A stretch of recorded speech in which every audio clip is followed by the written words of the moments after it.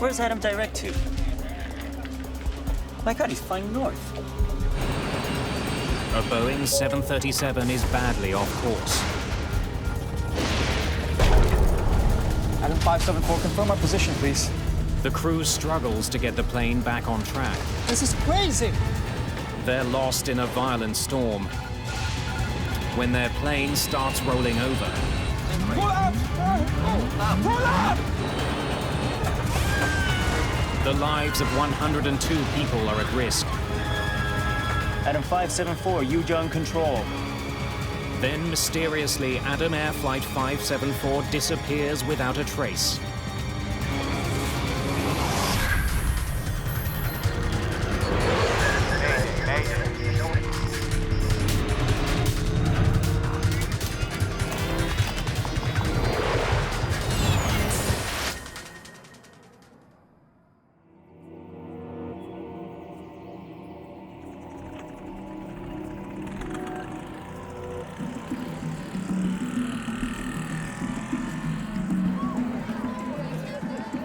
January the 1st, 2007, Suribaya, Indonesia. It's New Year's Day. There are celebrations throughout the country. Suribaya's airport is bustling. And not just because of the holidays. Indonesia is experiencing a boom of budget airlines. Many people are taking advantage of the cheaper fares. For the average Indonesian, it meant that the explosion of low-cost carriers made it much more possible to actually get on a plane and fly. One of those new airlines is Adam Air. Good afternoon, departure. This is Adam 574. Adam 574, this is ground control. Go ahead. Adam Air was successful because it provided a fresh image to the industry. I mean, they came in with, bright colors. Their airplanes were painted in fantastic orange. The crew was, flashy uniform. They had everything right going for them.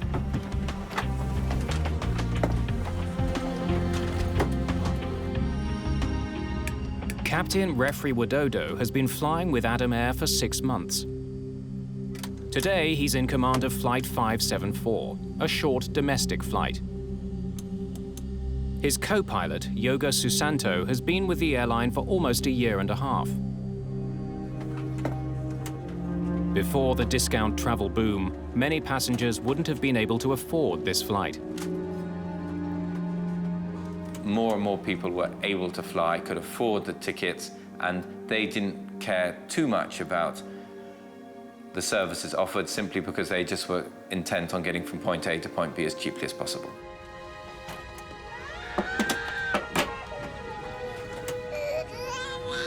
There are 96 passengers and 6 crew members on today's flight.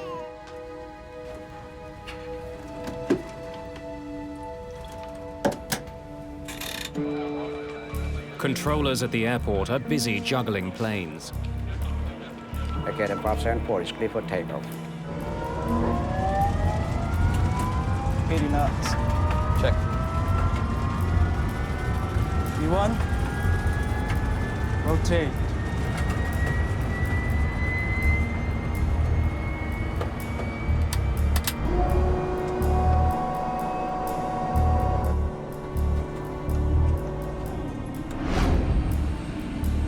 Today's flight is a routine 2-hour hop.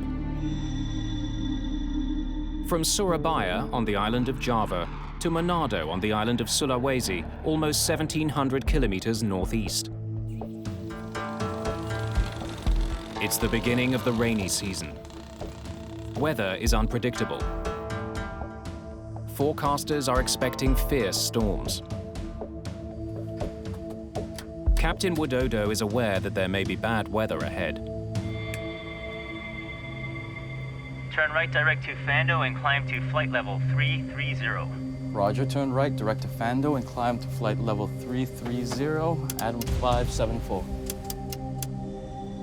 Minutes after takeoff, the crew turns on the autopilot. The flight computer will fly the plane and navigate it along a pre-planned route to Manado.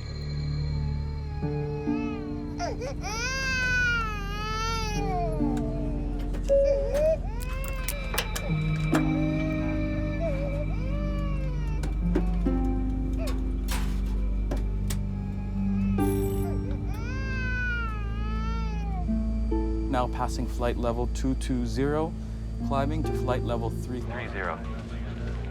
Roger, Adam 574, track direct to Diola. Confirmed. Tracking direct to Diola, Adam 574.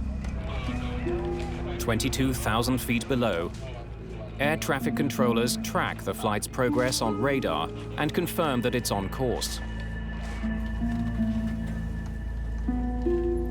The plane is beginning to experience some turbulence.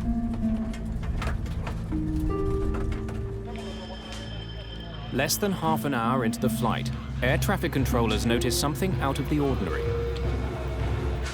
Where's Adam direct to? My God, he's flying north.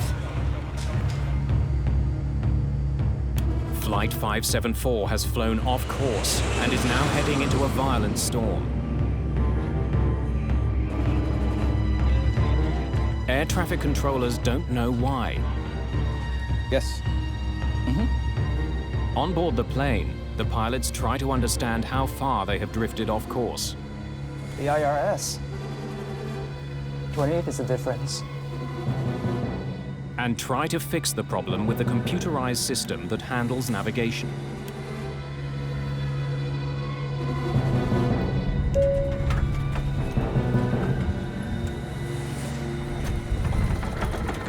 May I have your attention? This is your captain speaking. We are about to experience some turbulence. Could all the passengers return to their seats? Controllers on the ground try to get Flight 574 back on course, giving them directions to their next assigned waypoint called Diola. Adam Air 574, maintain 350, direct to Diola. Confirmed, flight level 350, direct to Diola, Adam 574.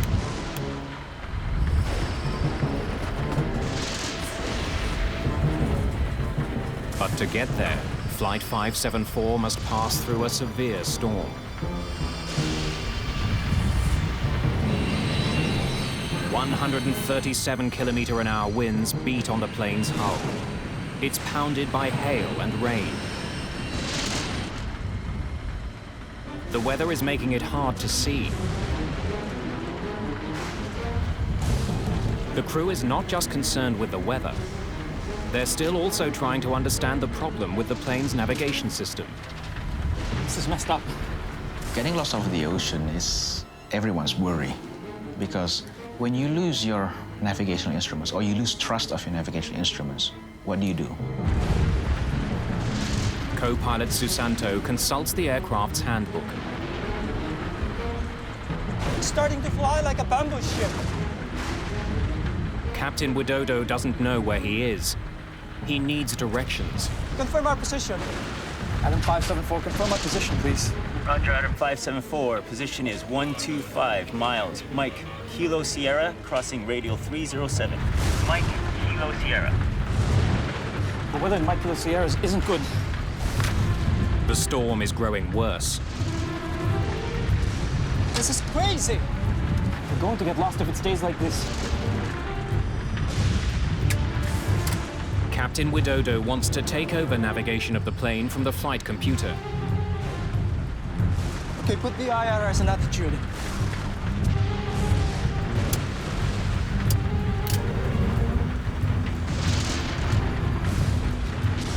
But suddenly, a warning. The autopilot has disengaged completely. Then many of Susanto's computerized instruments go blank.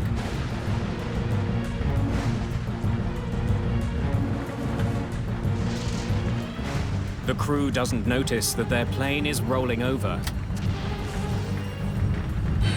Flight 574 is banking at a dangerous angle. To enter this. Bank angle. Bank angle. Bank angle. If it rolls too far over, It could send the plane and the 102 people on board into a fatal downward spiral. Okay, put it back on nav again. Put it back on nav again. Put it on nav again.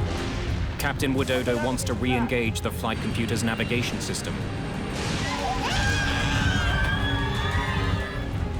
The plane is still rolling, and now its nose has started to point downward.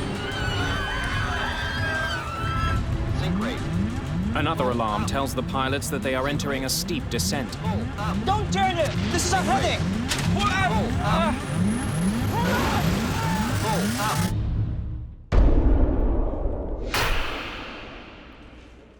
Adam 574, Yujung Control. Adam 574, Yujung Control.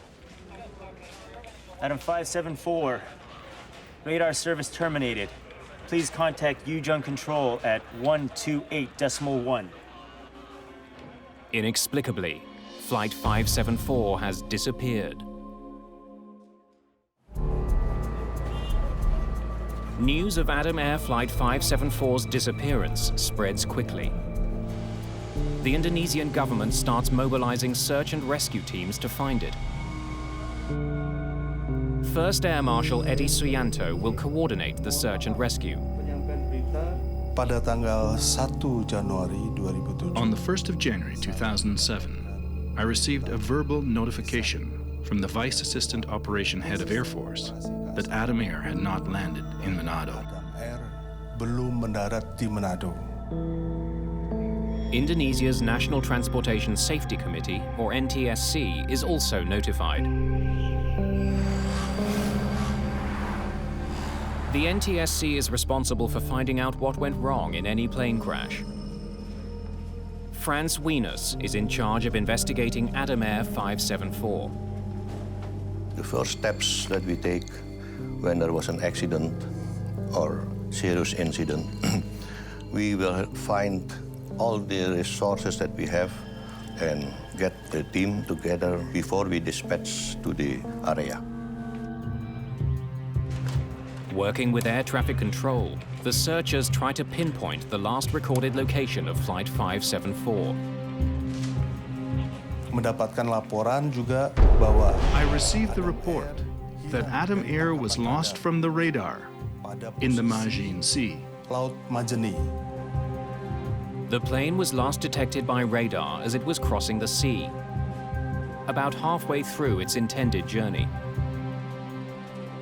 Okay, so right around here. But the plane could have flown hundreds of kilometers after that signal was received. It's impossible to pinpoint the exact location. When the aircraft went missing, it was a bit of a shock for everybody because in this day and age, nobody expects an aircraft to go missing. Without a specific location, searchers try to figure out how large an area to scan. Since they know how much fuel was on board, investigators can calculate how far the plane could have flown since it was last detected. If this is their last radar hit, they didn't have enough fuel to fly any further than this. More than 3,000 people are sent out to look for the plane. The Indonesians are joined by a US Navy vessel. But the area they have to search is the size of Ireland. The teams don't even know whether to look on land or on water. And as long as there was no definitive word, hope remained. 12 hours pass without any confirmed sightings. And then friends and relatives' hopes are raised with news that survivors have been found. A new report came in saying that they had found the Adam Air wreckage in the mountainous area of Polowali, with 100 victims and 12 survivors still alive.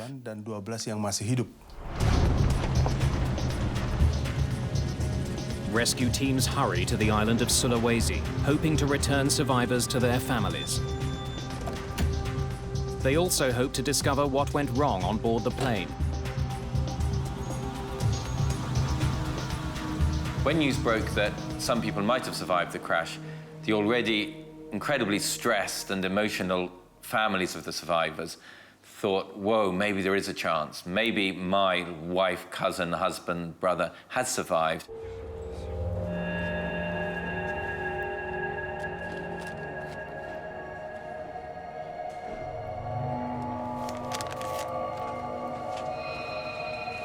But when the first officials get there, they find that these survivors are not from the flight at all. So they were ferry survivors, not airplane survivors. They're from a ship that sank in another storm near where Flight 574 is thought to have crashed. Now the rescue teams are back to square one. It led people's hopes up. And people flocked to Makassar and they were finding ways how to get to the crash site, only to find that it's not there. For family members, it's a bitter disappointment. Sebetulnya kita malu. We were ashamed because the information was already spread all over before we verified it. Our government was embarrassed that we publicized that information. It's been a week since the crash.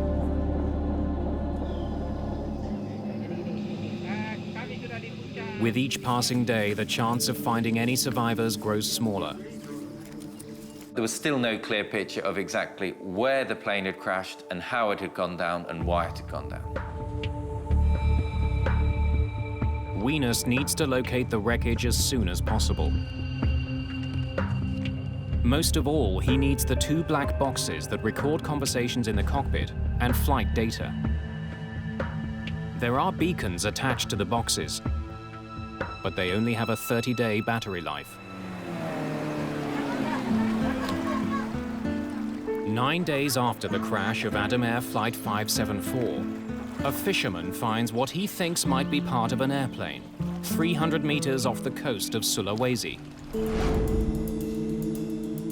The piece is taken to an Indonesian Air Force base for analysis.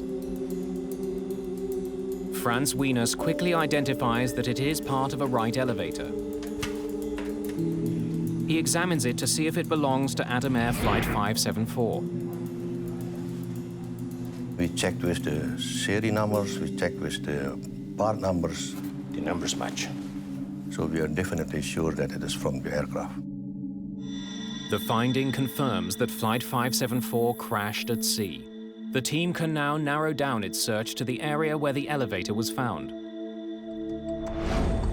Since the accident involves an American-made plane, the U.S. National Transportation Safety Board joins the investigation.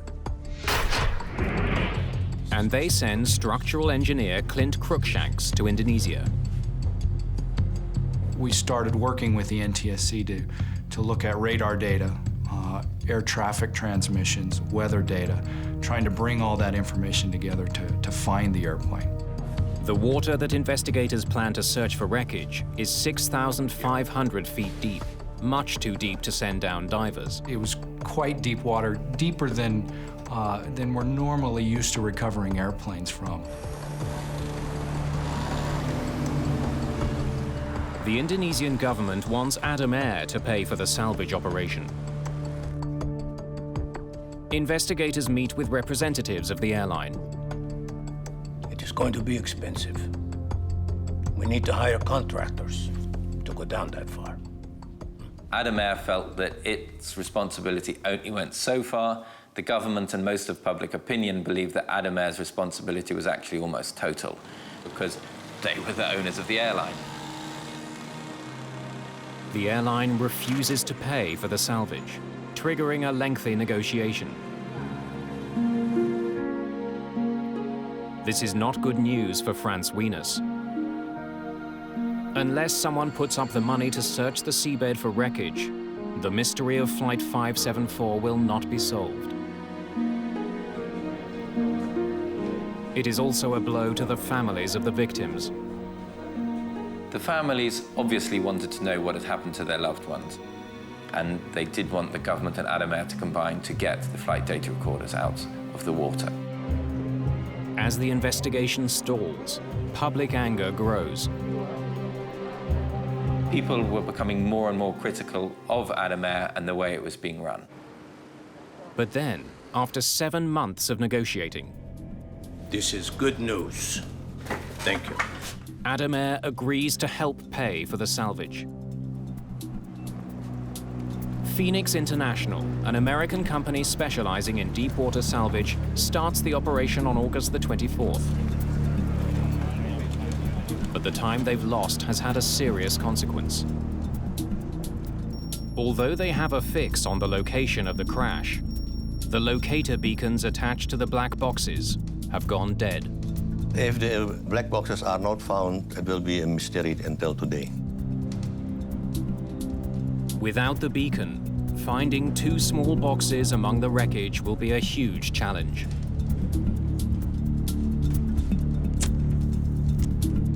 To make matters worse, Adam Air has only put up enough money for 1 week of searching. So it was like, go out there, if you don't find anything in 7 days, you're done.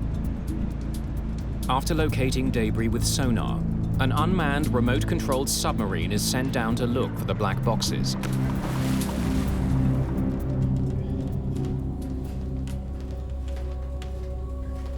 All right, how we doing? We dove on one location first. We got to that GPS location. There was nothing there. Pull up quadrant 3. So we sat down and decided we'd do a grid search about that point, and so we did a very methodical search. Okay, 3 degrees. All right. Slow, slow.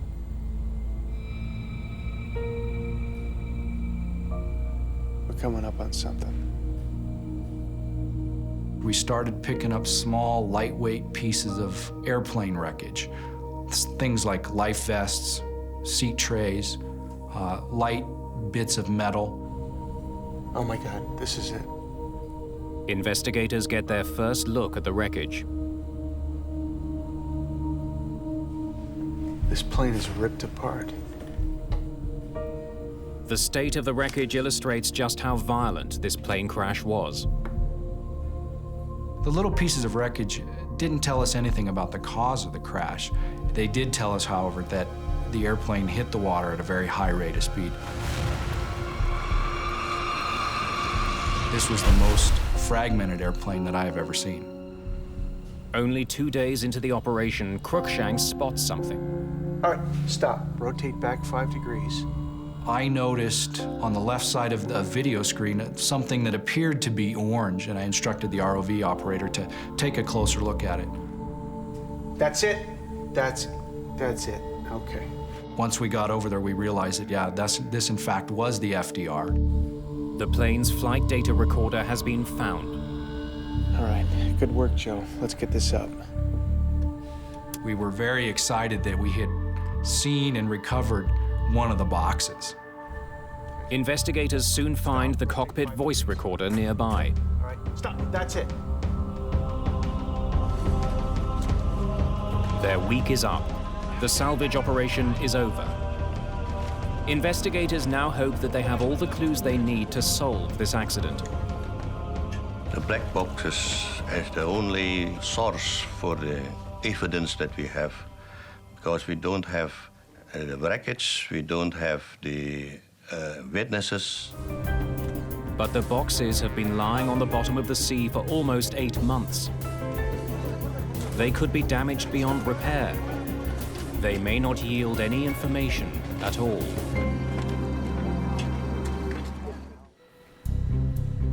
The black boxes from Adam Air Flight 574 are taken to the National Transportation Safety Board in Washington, D.C. Investigators think the labs there are the best bet at salvaging any possible information. If an FDR is found in salt water, it needs to be washed in fresh water and then contained in water the entire time until it makes it to our lab. Salt and air together create a chemical reaction that results in rust. The rust can damage the electronic components in the recorders. Keeping them submerged in fresh water delays that reaction. The The importance of having the data depends on the circumstances of the accident. If you're able to recover wreckage in other parts to investigate, then you don't necessarily need to rely on the data. For this particular accident, since the wreckage was going to stay at the bottom of the ocean, it was essential that we had data from the recorders. Franz Wieners also makes the trip to the United States.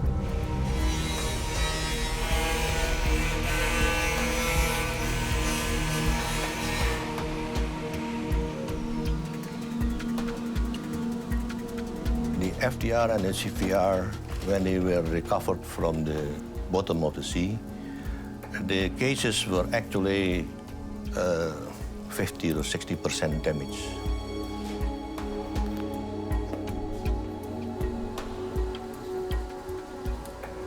We thought there might be an issue in recovering the data. It wasn't as damaged as many others we've seen, so we were fairly confident if there was data recorded, we would be able to get the data off of it. Technicians begin the painstaking process of retrieving the information. The job is a multinational effort. The Australian Transport Safety Bureau was requested to assist. We have an excellent relationship with the NTSB folk, and so our flight recorder specialist went to the United States and worked alongside the NTSB. The electronic components containing the data are carefully removed and dried.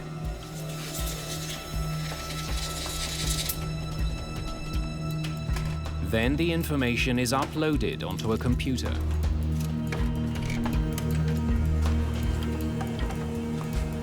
As the delicate procedure of recovering the data from both recorders progresses, investigators are aware that they have an additional concern. As you can tell, one problem that we ran up against in this investigation is the maintenance records indicated that the flight data recorder was written up as being inoperable in the weeks prior to the crash. We were concerned with that in that if we found the FDR, it may not have recorded anything.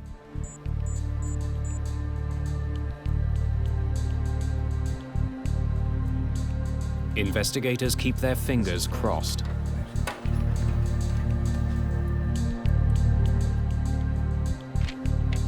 we've got it all. It's all there.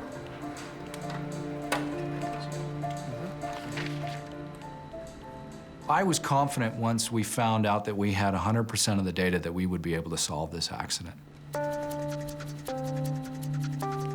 The two black boxes provide investigators with the first solid clues about why Flight 574 fell from the sky. Good afternoon, departure. This is Adam 574. Now passing Flight level 220, climbing to flight level 330. Roger, Adam 574. Track direct to Diola. Confirmed, tracking direct to Diola, Adam 574. The conversation in the cockpit tells investigators that the crew knew that the plane's navigation system was sending them off course. The IRS. 28 is the difference. They're drifting. And that they were preoccupied with fixing that problem. This is messed up. Where's Adam direct to? My God, he's flying north. Adam Air 574, maintain 350, direct to Diola. Confirmed, flight level 350, direct to Diola, Adam 574. To get from one waypoint to the next, the flight computer always has to know the plane's exact location. That information comes from a component called the IRS, or Inertial Reference System. It tracks every adjustment to the plane's course to calculate its exact position. It then feeds that information to the autopilot. The autopilot needs to know where the aircraft is and where it needs to go. Now, the autopilot takes those data from the IRS in terms of height, heading, and speed. But for the system to keep track of the plane's heading, it has to know where the plane started. The IRS has to be calibrated before takeoff. Usually, the crew will enter the coordinates of the gate as the starting point for the computer to track. Investigators wonder if the IRS guided the plane off course because the wrong initial coordinates were entered. Franz, we just got this. They check this by looking at information from the flight data recorder. The numbers are fine when they're on the ground. Yes, yes. The data confirms the IRS was calibrated before Adam Air Flight 574 took off. This is where it begins. But for some reason, the IRS began to send the plane off course almost as soon as the flight got in the air. It just gets worse and worse. I have something else I'd like to show you. Some maintenance logs. Cruikshanks and Wiener look at the maintenance history of the IRS system that was on board Flight 574. As you can tell, there's more than 100 write-ups here. Look at this. Same unit. Same problem. That's right. The history shows that there had been numerous complaints about the plane's navigation system over the past 3 months. Again and again. Investigators wonder why the airline didn't fix the problem. In the case of the IRS of this aircraft, that unit should have been taken out and sent to maintenance for calibration or repairs.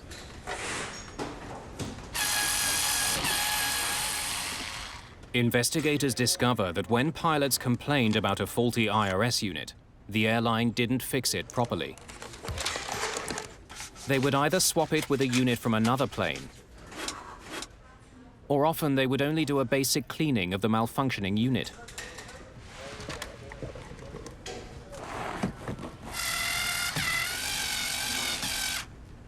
They just pull up the connectors, spray it with some lubricant cleaners, then put it back on, did some ground test, and then just put ground test OK on the maintenance log. Since the IRS is such a vital piece of equipment, this is contrary to all recommended repair policies. Investigators listen to the cockpit voice recorder, hoping to discover how the malfunctioning IRS contributed to the crash. This is crazy! We're going to get lost if it stays like this. Don't turn it! This is our heading! Pull up! Pull up!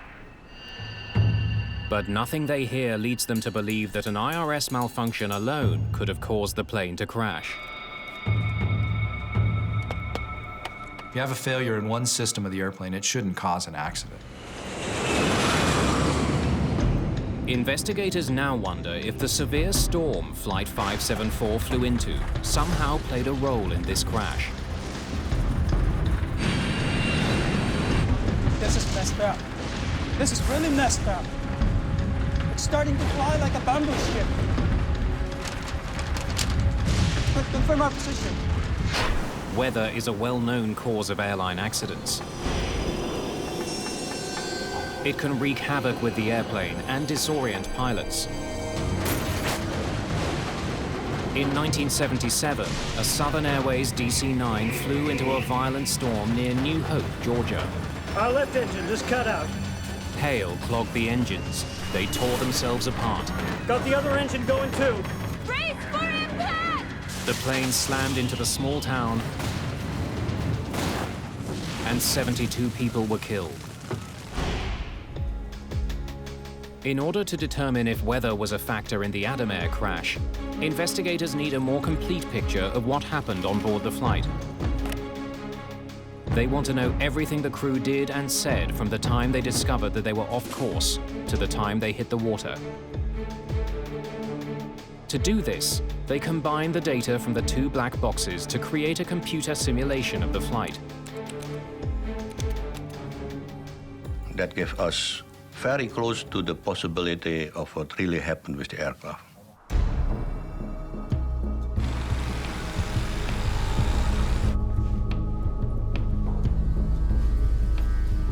Investigators return to Jakarta to study the simulation.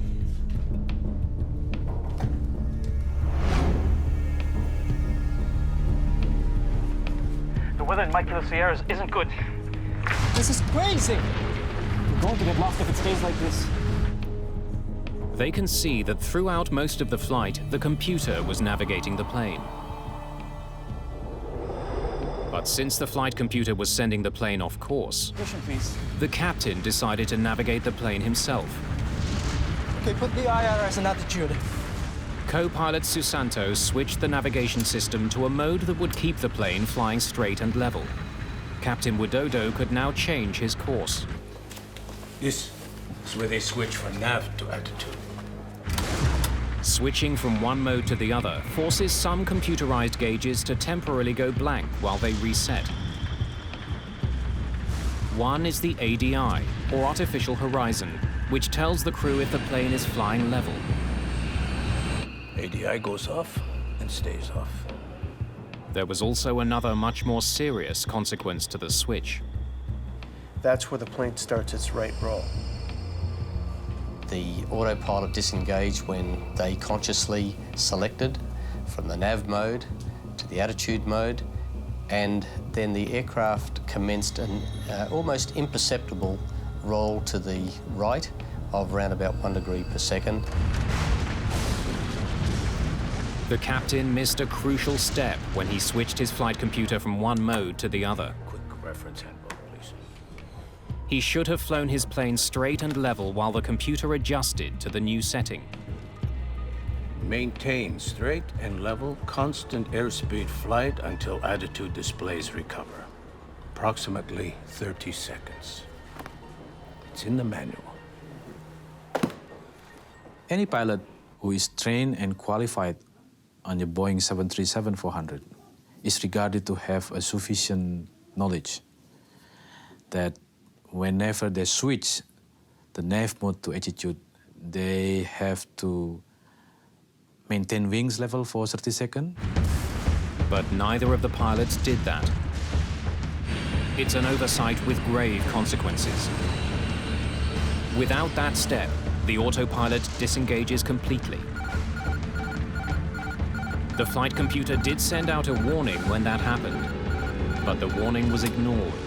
The crew didn't seem to notice that the autopilot was no longer flying the plane.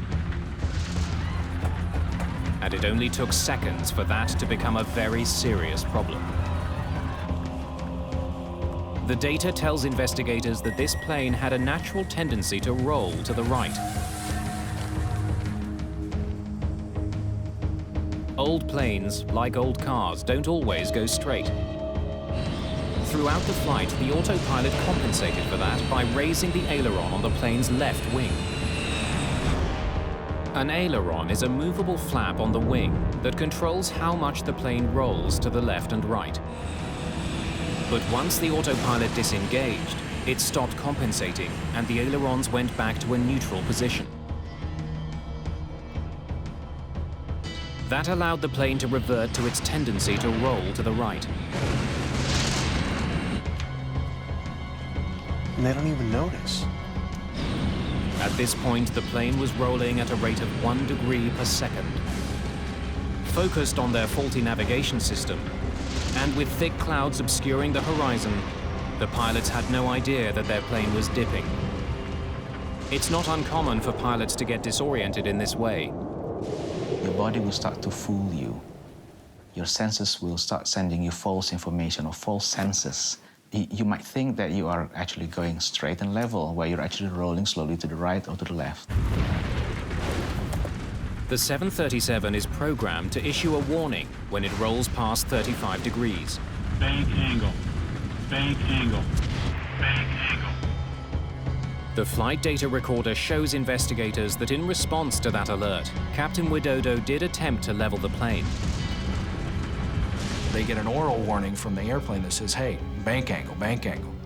And at that point, they made some small inputs to the controls, but they didn't fly the airplane. Believing that the autopilot would keep the plane level, Widodo soon turned his attention back to the problematic IRS. When the pilot engrossed with troubleshooting of the IRS, their ability to pay attention for the other tasks is reduced. Further, these IRS anomalies has become the only priority at the moment. Usually you would say one pilot deals with the system issue, the other pilot flies the airplane. They were both dealing with this system issue and totally focused on the issue, so they never saw what was happening. This is not the first accident involving what we would call spatial disorientation. It was almost 3 years earlier to the day that another flight, Flash Airlines 604, taking off over the Red Sea, had a similar fate. See what the aircraft just did? Distracted by a malfunctioning component in the cockpit, the captain may have become disoriented. Autopilot! Autopilot! Like the Adam Air flight, the captain's attention was focused on his flight computer. And like the Adam Air flight, his plane began rolling dangerously to the right. Investigators concluded that without any external references, the captain simply couldn't tell that his plane was falling from the sky.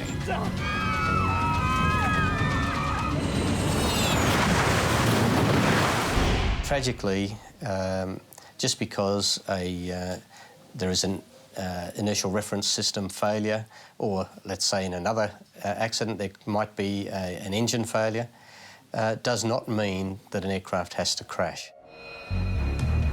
It's 60 degrees now and there's no attempt at recovery. Don't turn it! This is our heading! Pull out! Pull out!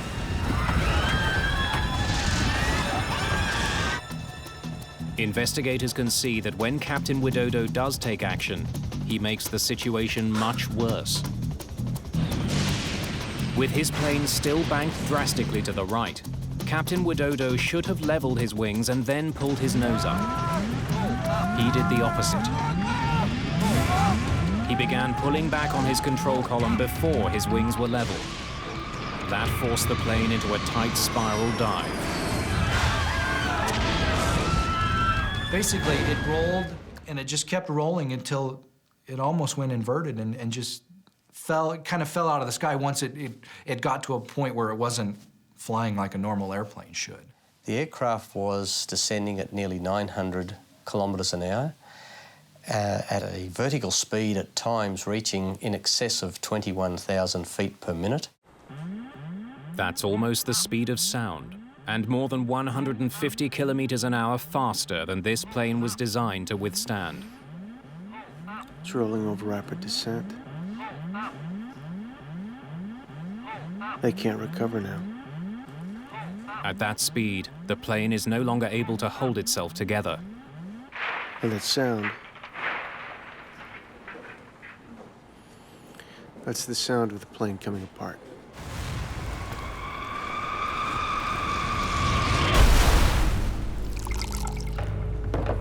The black boxes have revealed how Flight 574 crashed.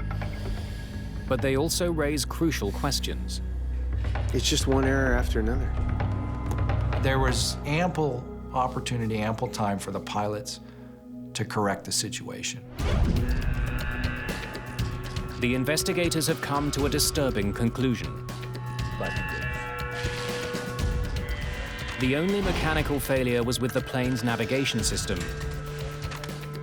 And that shouldn't have caused the crash. The more significant failures were human. Okay, put the IRS in attitude. But why should qualified pilots make these disastrous mistakes? Don't turn it! This is our heading! To find these answers, investigators must look at the airline itself. This one accident will raise serious questions about Indonesia's entire aviation industry.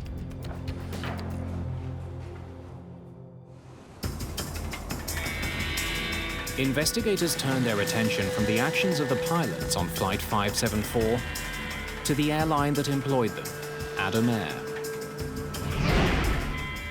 They meet with the owners. France wins. Adam Air was founded in 2002 by a wealthy businesswoman named Sandra Ang. Ang named the airline after her son, Adam, whom she also appointed as the company's president. We need to know more about your training program. The investigators interview Adam Air pilots. Did the airline provide any training on recovery procedures in the event of an IRS failure? No. They want to find out more about how the airline trained its flight crews. What about recovery techniques? IRS troubleshooting? No? What they uncover is disturbing. We could not find any evidence that the pilot was properly trained when they have a sudden disengaging autopilot or when they're flying with the IRS failure. Thank you, gentlemen, for your time.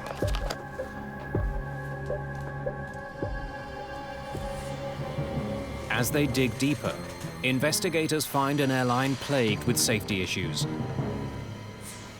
11 months before the Adam Air crash, in February 2006, another Adam Air plane, Flight 782, flew off course the same way as Flight 574.